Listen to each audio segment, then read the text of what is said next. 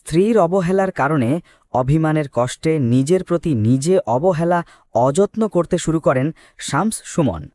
মৃত্যুর আগে সিজারকে নিজের স্ত্রীকে নিয়ে আক্ষেপ করে শেষ যে কথা বলে গেছেন অভিনেতা শামস সুমন। ভিউয়ার্স, পুরো ভিডিওটি দেখে অবশ্যই আপনার মতামতটি জানিয়ে দিন। জাতীয় চলচ্চিত্র পুরস্কারপ্রাপ্ত অভিনেতা এবং চ্যানেল আই এর অনুষ্ঠান বিভাগের পরিচালক শামস সুমনের আকস্মিক প্রয়াণে শোকস্তব্ধ ছবি অঙ্গন। তবে এই শোকের মাঝে দীর্ঘদিনের সহকর্মী ও বন্ধু অভিনেতা সিজারের একটি ভিডিও বার্তা দর্শকদের মনে ব্যাপক নাড়া দিয়েছে।